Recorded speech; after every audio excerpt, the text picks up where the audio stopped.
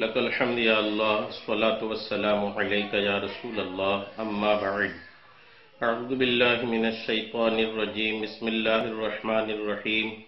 اللہ تبارک و تعالیٰ کی دی ہوئی توفیق سے ہم اور آپ ایک مرتبہ پھر درس قرآن تفسیر قرآن کے اس بیان میں شریک ہونے کی سعادت حاصل کر رہے ہیں۔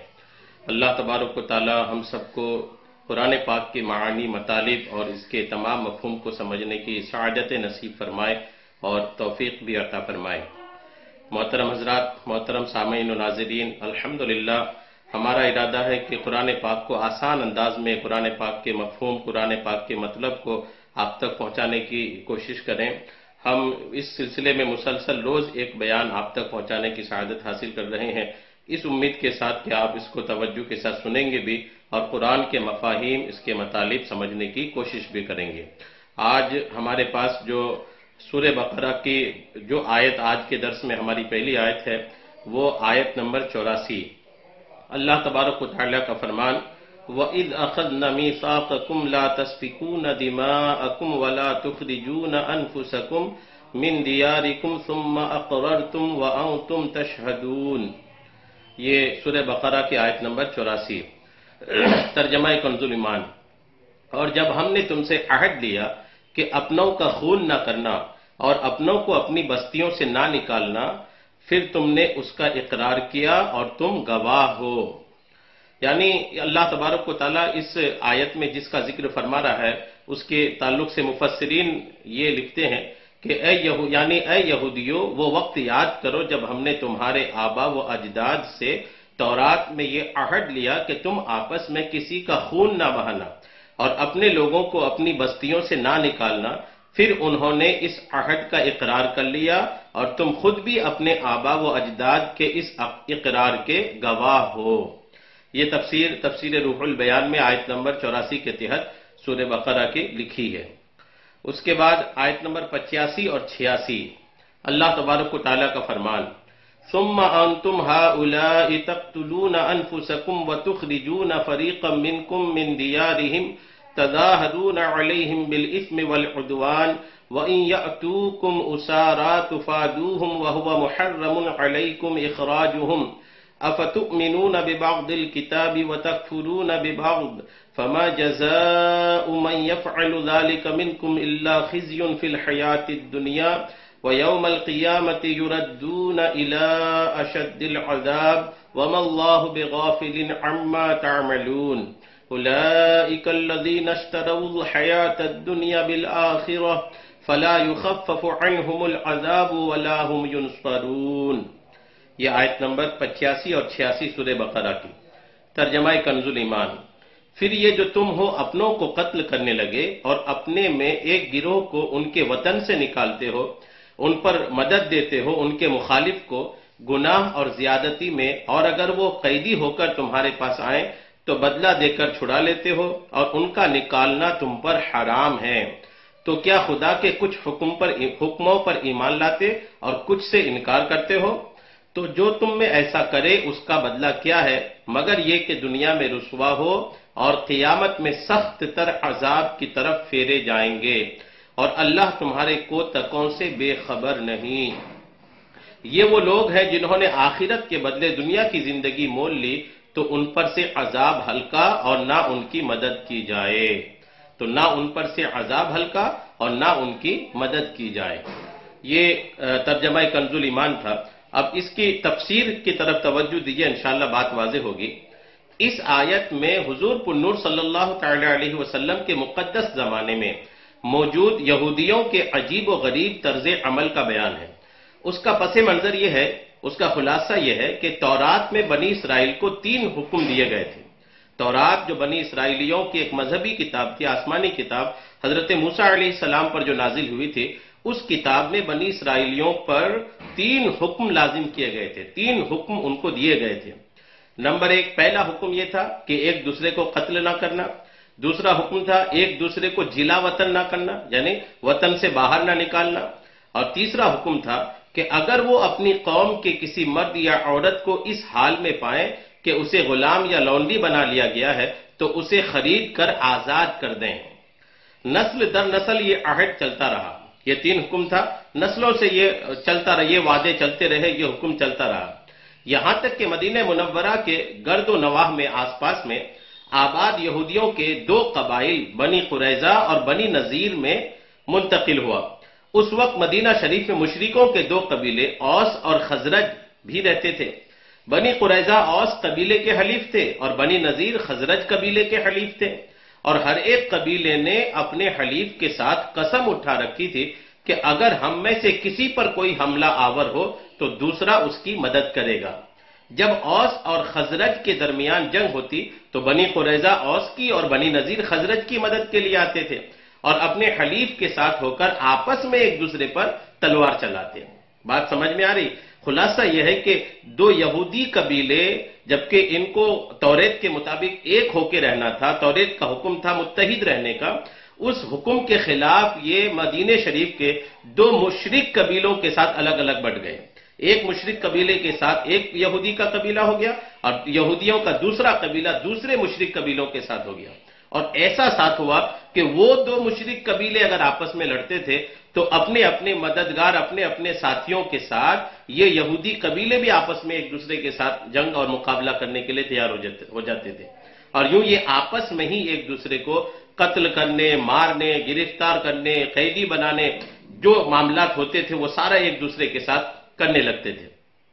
اور بنی قریظہ اور بنی نذیر کو، اور وہ بنی قریظہ کو قتل کرتے، ان کے گھر ویران کر دیتے اور انہیں ان کی رہائش گاہوں سے نکال دیتے تھے۔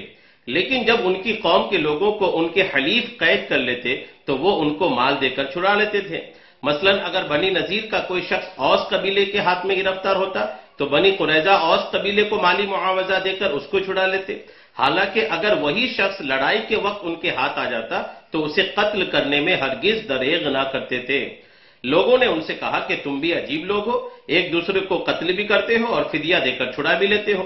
یہودیوں نے کہا ہمیں تورات میں یہ حکم دیا گیا ہے کہ ہم اپنے قیدیوں کو فدیہ دے کر چھڑا لیں۔ اس پر ان سے کہا گیا کہ پھر تم ایک دوسرے کو قتل کیوں کرتے ہو؟ ان کو کہا گیا حالانکہ تورات میں تمہیں اس چیز سے بھی منع کیا گیا ہے۔ تو یہودیوں نے کہا کہ جنگ کے دوران ایک دوسرے کو قتل کرنے سے اگرچہ ہمارا اللہ تعالیٰ کے ساتھ کیا ہوا عہد ٹوٹ جاتا ہے، لیکن ہمیں اس بات سے شرم آتی ہے کہ ہمارے حلیف ذلیل ہوں، کیونکہ اگر ہم نے ایک دوسرے کو قتل اور جلا وطن نہ کیا تو اس میں ہمارے حلیفوں کی ذلت ہے، اور چونکہ فدیہ دے کر چھڑا لینے میں ان کی ذلت نہیں ہے، اس لیے ہم اس عہد کو پورا کر دیتے ہیں۔ یہودیوں کی اس حرکت پر انہیں اس آیت میں ملامت کی جا رہی ہے کہ جب تم نے اپنوں کو خون ریزی نہ کرنے، ان کو بستیوں سے نہ نکالنے اور ان کے اسیروں اور قیدیوں کو چھڑانے کا عہد کیا تھا، تو یہ کیا دو رنگی ہے کہ تم ایک دوسرے کو قتل اور جلا وطن میں تو ہرگز دریغ نہیں کرتے، اور جب کوئی گرفتار ہو جائے تو اسے فدیہ دے کر چھڑا لیتے ہو۔ اور جن باتوں کا تم نے عہد کیا تھا ان میں سے کچھ باتوں کو ماننا اور کچھ کو نہ ماننا کیا معنی رکھتا ہے؟ جب تم ایک دوسرے کو قتل اور جلا وطن کرنے سے باز نہ رہے تو تم نے عہد شکنی کی اور حرام کے مرتکب ہوئے۔ یعنی کچھ باتوں کو مان رہے ہیں، کچھ باتوں کو نہیں مان رہے ہیں۔ مدینہ پاک کے یہودیوں کی جو یہ حالت تھی، اس حالت کو اللہ تبارک و تعالیٰ نے قرآن پاک کی اس آیت میں ظاہر فرمایا کہ ان کا معاملہ یہ تھا کہ ان کو حکم تھا کہ جلا وطن ایک دوسرے کو نہ کریں، ایک دوسرے کو قتل نہ کریں، اور اگر کوئی قیدی بن جائے تمہارا تو اس کو فدیہ دے کر چھڑا لیں۔ تو یہ فدیہ دے کر چھڑانے والا کام تو بس کرتے تھے، باقی قتل اور جلا وطن اس میں یہ ایک دوسرے کے خلاف آ کے کھڑے ہو جاتے تھے، آپس میں ہی لڑتے بھڑتے تھے۔ اللہ نے قرآن پاک کی اس آیت سے توریت کے اس حکم کو یہودیوں کو یاد دلایا۔ اب یہ چونکہ 3 میں سے ایک حکم کو مانتے تھے، 2 کو نہیں مانتے تھے، اس لیے اللہ تبارک و تعالیٰ نے فرمایا کیا کتاب کے کچھ حصے پر ایمان رکھتے ہو؟ یعنی کچھ ہی پر ایمان رکھتے ہو؟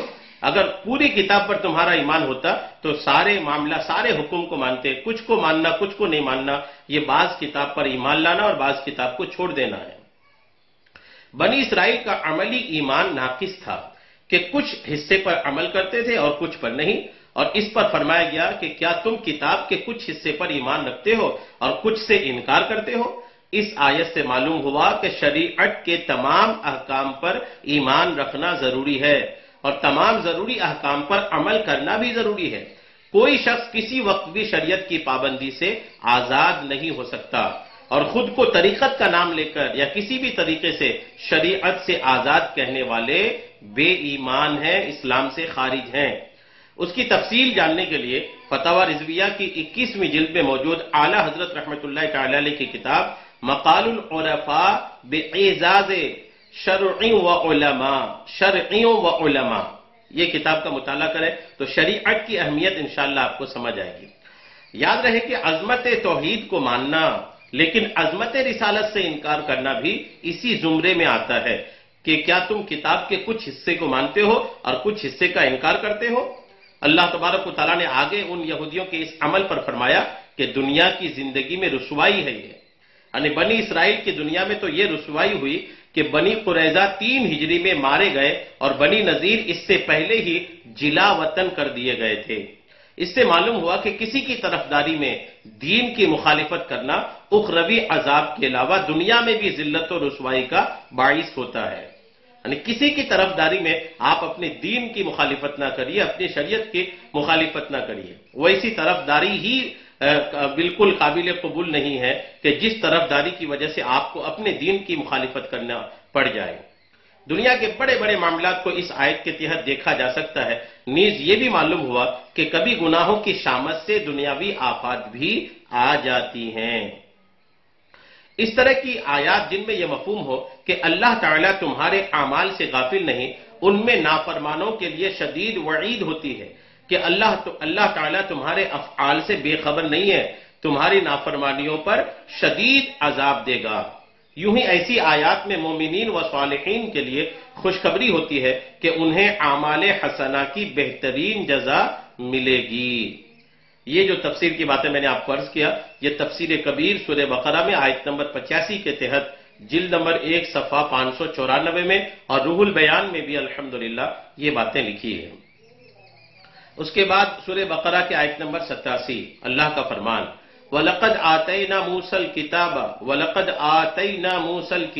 وَقَفَّيْنَا مِن بَعْدِهِ بِالرُّسُلِ وَآتَيْنَا عِيسَى ابْنَ مَرْيَمَ الْبَيِّنَاتِ وَأَيَّدْنَاهُ بِرُوحِ الْقُدُسِ أَفَكُلَّمَا جَاءَكُمْ رَسُولٌ بِمَا لَا تَهْوَىٰ أَنفُسُكُمُ اسْتَكْبَرْتُمْ فَفَرِيقًا كَذَّبْتُمْ وَفَرِيقًا تَقْتُلُونَ۔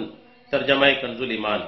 اور بے شک ہم نے موسیٰ کو کتاب عطا کی اور اس کے بعد پے در پے رسول بھیجے، اور ہم نے عیسیٰ بن مریم کو کھلی نشانیاں عطا فرمائی اور پاک روح سے اس کی مدد کی۔ تو کیا جب تمہارے پاس کوئی رسول وہ لے کر آئے جو تمہارے نفس کی خواہش نہیں تکبر کرتے ہو، تو ان میں ایک گروہ کو تم جھٹلاتے اور ایک گروہ کو شہید کرتے ہو۔ اس آیت کی تفسیر میں مفسرین نے لکھا ہے کہ یہاں سے بنی اسرائیل کو دی گئی مزید نعمتیں بیان کی جا رہی ہیں۔ اس آیت میں کتاب سے مراد توریت ہے، جس میں اللہ تعالیٰ کے تمام عہد مذکور تھے۔ ان میں سب سے اہم عہد یہ تھا کہ ہر زمانہ کے پیغمبروں کی اطاعت کرنا۔ توریت شریف میں جو آسمانی کتاب موسیٰ علیہ السلام پر نازل ہوئی تھی، اس میں ایک بڑا عہد یہ تھا، ایک بڑا وعدہ یہ لیا گیا تھا بنی اسرائیلیوں سے کہ تم اپنے زمانے کے تمام پیغمبروں کی اطاعت کرنا۔ تم میں سے جس کے زمانے میں جو بھی پیغمبر تشریف لائیں گے اس پیغمبر کی اطاعت کرنا، ان کو ماننا، یہ توریت کا حکم تھا۔ ان پر ایمان لانا اور ان کی تعظیم و توقیر کرنا، جیسا کہ سورہ مائدہ آیت نمبر 21 میں مذکور ہے۔ اس کے بعد اللہ تبارک و تعالیٰ نے فرمایا حضرت موسیٰ علیہ السلام کے زمانہ سے حضرت عیسیٰ علیہ السلام تک متواتر حضرت موسیٰ علیہ السلام تک متواتر انبیاء کرام علیہ السلام آتے رہے۔ ان کی تعداد 4000 بیان کی گئی ہے۔ یہ ایک دھیان دینے والی بات یاد رکھیے گا، حضرت موسیٰ علیہ السلام کے زمانہ سے حضرت عیسیٰ علیہ السلام تک متواتر انبیاء کرام علیہ السلام آتے رہے، ان کی تعداد 4000 بیان کی گئی ہے۔ یعنی حضرت موسیٰ کے زمانے سے حضرت عیسیٰ تک تقریباً کم و بیش 4000 انبیاء کرام تشریف لائے۔ یہ سب کے سب حضرت موسیٰ علیہ السلام کی شریعت کے محافظ اور اس کے احکام جاری کرنے والے تھے۔ یہ ایک دلچسپ بات ہے کہ حضرت موسیٰ علیہ السلام سے حضرت عیسیٰ علیہ السلام تک جو 4000 کم و بیش انبیاء کرام تشریف لائے، یہ سارے انبیاء کرام حضرت موسیٰ کی شریعت کے ہی احکام لوگوں کو بتاتے تھے۔ اور چونکہ ہمارے آقا خاتم الانبیاء صلی اللہ تعالی علیہ وسلم کے بعد نبوت کسی کو نہیں مل سکتی، اس لیے شریعت محمدیہ کی حفاظت و اشاعت کی خدمت علماء ربانی اور مجددین کو عطا ہوئی۔ اب چونکہ ہمارے نبی کے بعد کوئی پیغمبر تشریف نہیں لانے والے، اب نبیوں کا دروازہ بند ہو چکا، ختم نبوت کا مسئلہ ہو چکا ہے، ہمارے نبی آخری نبی ہیں، تو اب چونکہ ہمارے نبی کے بعد نبی کوئی تشریف نہیں لائیں گے، تو پھر شریعت محمدی صلی اللہ تعالی علیہ وسلم کی حفاظت، اس کی اشاعت، لوگوں تک اس کو پہنچانا، اس کی تبلیغ، یہ سارا کے سارا امت کے علماء ربانیین اور مجددین کو الحمدللہ اس کی ذمہ داری عطا کی گئی ہے۔ عیسیٰ بن مریم کو ہم نے نشانیاں دی، اللہ نے اس آیت میں اس کا ذکر فرمایا۔ ان نشانیوں سے مراد حضرت عیسیٰ علیہ السلام کے معجزات ہیں، جیسے مردوں کو زندہ کرنا، اندھوں اور برس والوں کو صحت دینا، یہ حضرت عیسیٰ علیہ السلام کے معجزے تھے۔ اندھوں پہ چہرے پہ ہاتھ ڈال کے ان کو ہتھیارہ بنا دیتے تھے، کوئی برس یعنی سفید داغ کی بیماری والا ہو، اس میں ہاتھ لگا کے الحمدللہ اس کو ٹھیک کر دیتے تھے۔ پرندوں کی صورتوں میں جان ڈال دینا، پرندوں کی تصویر بنا کے الحمدللہ اس میں جان ڈال دیتے اللہ کی قدرت سے، غیب کی خبریں دینا وغیرہ، جیسا کہ سورہ آل عمران آیت نمبر 49 میں ہے۔ اور اللہ تبارک و تعالیٰ نے یہاں پر اس آیت میں ایک بات یہ بھی ارشاد فرمایا، اور پاک روح کے ذریعے اس کی مدد کی۔ روح القدس سے حضرت جبریل علیہ السلام مراد ہیں کہ وہ روحانی ہیں اور ایسی وحی لاتے ہیں جس سے دلوں کو حیات یعنی زندگی ملتی ہے۔ حضرت جبریل علیہ السلام کو حضرت عیسیٰ علیہ السلام کے ساتھ رہنے کا حکم تھا، حضرت جبریل کو حکم تھا کہ عیسیٰ کے ساتھ رہو۔ حضرت عیسیٰ علیہ السلام کے آسمان پر اٹھائے جانے تک حضرت جبرائیل علیہ السلام سفر و حضر میں کبھی آپ سے جدا نہ ہوئے۔ یہ ایک الحمدللہ خصوصیت حضرت عیسیٰ علیہ السلام کی کہ حضرت عیسیٰ علیہ السلام جب تک آسمان پر اٹھا نہیں لے گئے، سفر میں، حضر میں، باہر، گھر میں، ہر وقت عیسیٰ علیہ السلام کے ساتھ حضرت جبریل علیہ السلام رہتے تھے، کبھی جدا نہیں ہوئے۔ اور حضرت جبریل امین علیہ السلام کی تائید حضرت عیسیٰ علیہ السلام کی بہت بڑی فضیلت ہے۔ یہ عیسیٰ علیہ السلام کی بہت بڑی فضیلت ہے کہ جبریل جیسا سید الملائکہ فرشتہ کبھی بھی حضرت عیسیٰ علیہ السلام کو چھوڑ کر نہیں جاتے تھے۔ ہمارے نبی علیہ السلام کے پاس آئے گئے الحمدللہ، یہ بھی ایک شان ہے کہ انبیاء کرام، جتنے انبیاء کرام کے پاس الگ الگ انداز میں آئے، سب سے زیادہ حضور کے پاس ہی آئے، لیکن حضور علیہ السلام کے ساتھ مستقل لگے نہیں رہتے تھے حضرت جبریل علیہ السلام۔ حضرت عیسیٰ علیہ السلام کے الحمدللہ یہ شان ہے کہ عیسیٰ علیہ السلام کے ساتھ ہر وقت حضرت جبریل علیہ السلام رہتے تھے۔ اس کا مطلب یہ نہیں کہ حضور علیہ السلام سے وہ افضل ہو گئے، وہ ایک شان تھی اللہ تبارک و تعالیٰ نے حضرت عیسیٰ علیہ السلام کو عطا فرمایا، ورنہ یہ ہے کہ ہمارے نبی جیسے افضل کسی بھی معاملے میں کوئی نہیں ہے۔ حضور سید المرسلین صلی اللہ تعالی علیہ وسلم کے صدقہ میں آپ صلی اللہ تعالی علیہ وسلم کے بعض امتیوں کو بھی روح القدس کی تائید میسر ہوئی۔ روح القدس یعنی حضرت جبریل کی تائید حضور کی امتیوں میں سے کئیوں کو الحمدللہ میسر ہوئی۔ چنانچہ بخاری شریف، ابو داؤد اور معجم کبیر کی حدیث ہے کہ حضرت حسان رضی اللہ تعالیٰ عنہ کے لیے ممبر بچھایا جاتا اور وہ نعت شریف پڑھتے، حضور پنور صلی اللہ تعالی علیہ وسلم ان کے لیے دعا فرماتے، اللہم ایدہ بروح القدس، اے اللہ روح القدس کے ذریعے حسان کی مدد فرما۔ یہ حضور کی دعا ہوتی تھی کہ حسان کی مدد فرما، وہ بھی کس کے ذریعے؟ روح القدس کے ذریعے یعنی جبریل کے ذریعے۔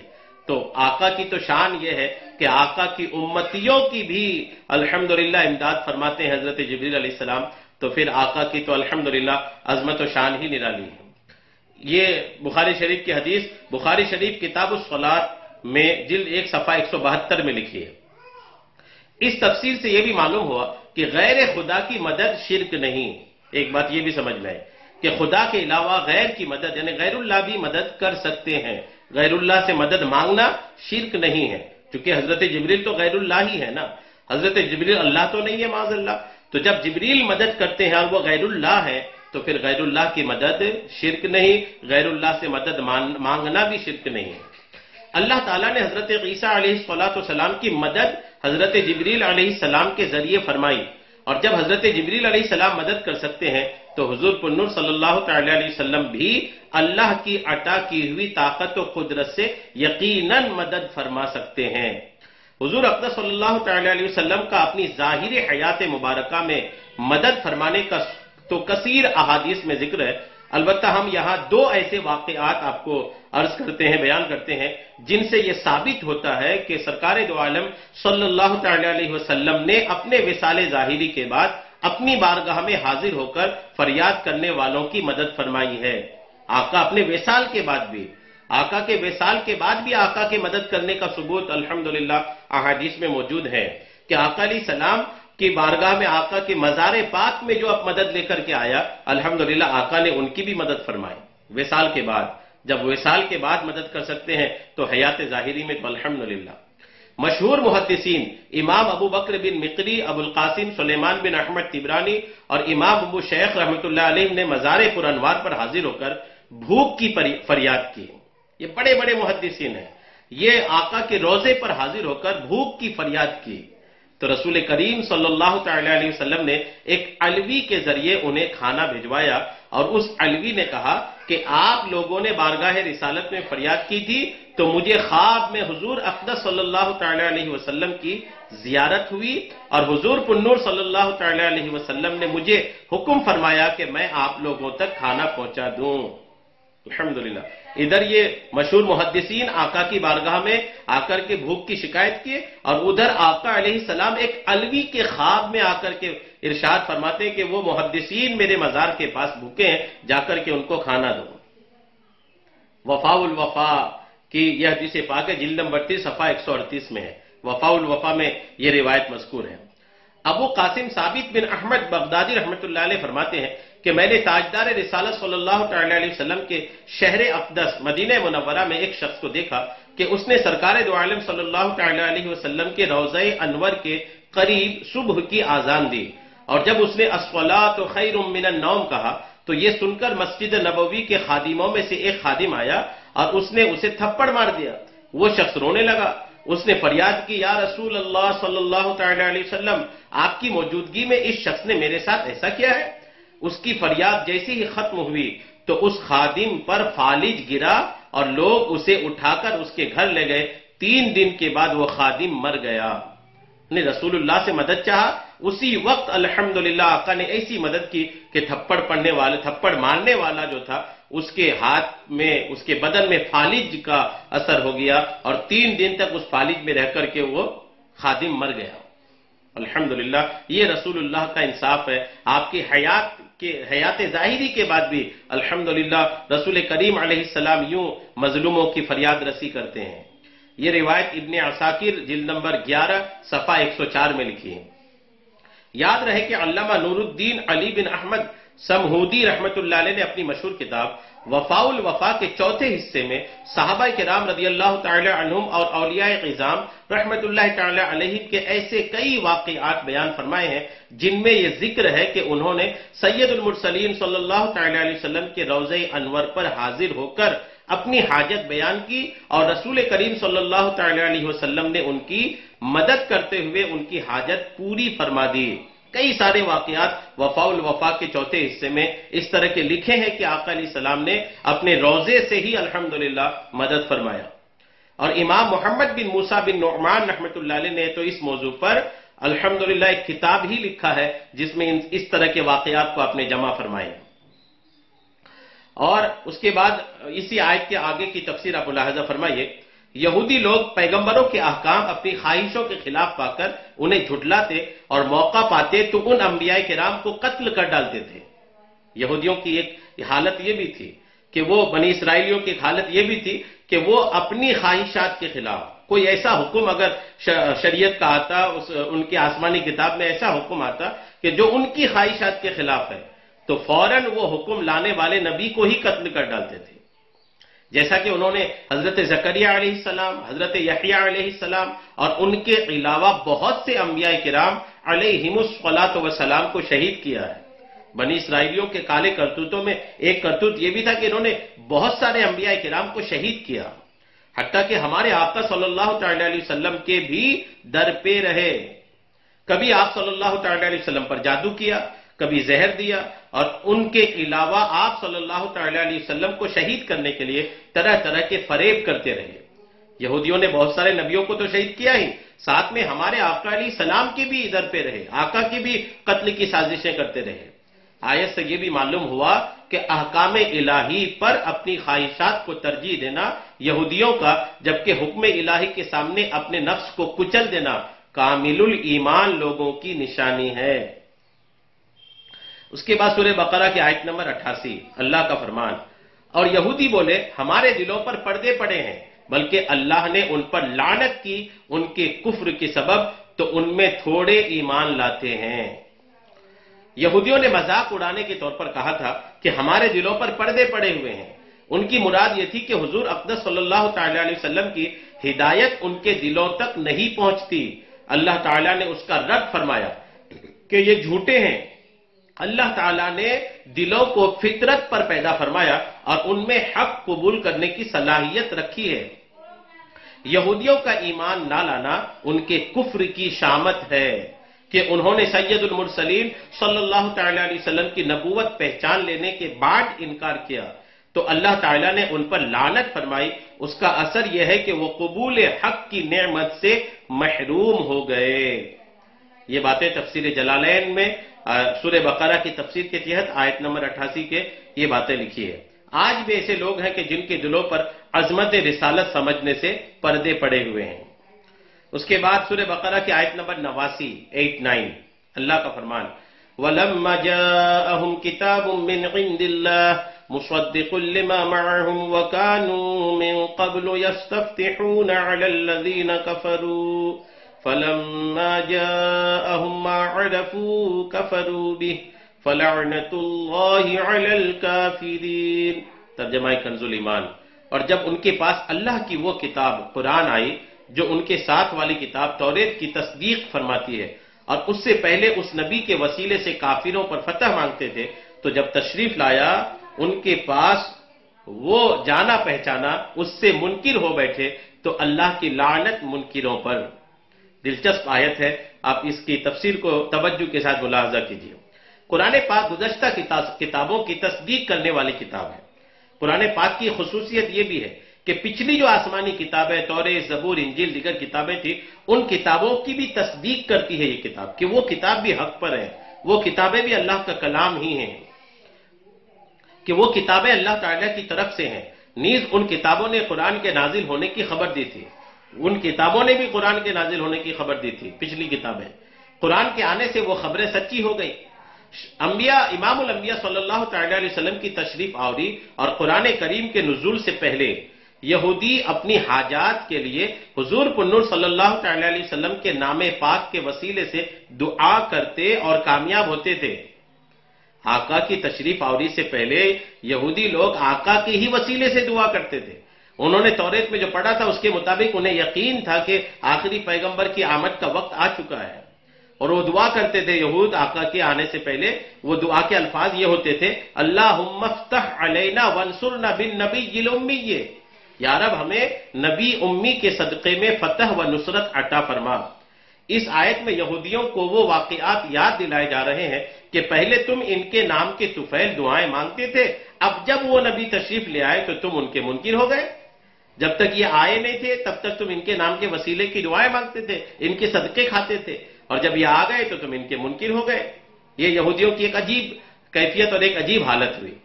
اس سے معلوم ہوا کہ دنیا میں تشریف لانے سے پہلے ہی حضور پنور صلی اللہ تعالی علیہ وسلم کے توسل سے دعائیں مانگی جاتی تھیں، اور حضور اقدس صلی اللہ تعالی علیہ وسلم کے وسیلے سے پہلے ہی مخلوق کی حاجت روائی ہوتی تھی۔ یہ سلسلہ آپ صلی اللہ تعالی علیہ وسلم کی تشریف آوری کے بعد ظاہری حیات مبارکہ میں بھی جاری رہا کہ صحابہ کرام رضی اللہ تعالی عنہم آپ صلی اللہ تعالی علیہ وسلم کے وسیلے سے دعائیں مانگتے تھے، بلکہ اپنے وسیلے سے دعا مانگنے کی تعلیم خود حضور پنور صلی اللہ تعالی علیہ وسلم نے اپنے صحابہ کرام رضی اللہ تعالی عنہم کو عطا فرمائی، اور آپ صلی اللہ تعالی علیہ وسلم کے وصال ظاہری کے بعد بھی صحابہ کرام رضی اللہ تعالی عنہم کا یہ معمول رہا، اور سلف و صالحین کا یہ طریقہ تب سے اب تک جاری ہے، اور انشاءاللہ ہمیشہ جاری رہے گا۔ اعلیٰ حضرت رحمت اللہ علیہ فرماتے ہیں، وہ جہنم میں گیا جو ان سے مستغنی ہوا، ہے خلیل اللہ کو حاجت رسول اللہ کی۔ الحمدللہ۔ تو یوں یہ قرآن پاک کی چند آیتیں تھی، آیت نمبر 89 تک، 83 سے لے کر کے 89 تک میں نے آپ کو یہ کچھ باتیں عرض کرنے کی کوشش کی. انشاءاللہ آگے کی آیات کی تفصیل لے کر پھر ایک بار آپ کی بارگاہوں میں حاضر ہوں گے. اللہ تبارک تعالی ہم سب کو قرآن پاک کی تفسیر، اس کے معنی، اس کے مطالب، اس کے مفہوم کو سمجھنے کی توفیقیں عطا فرمائے. آمین بجاہ النبی الامین صلی اللہ تعالی علیہ وسلم.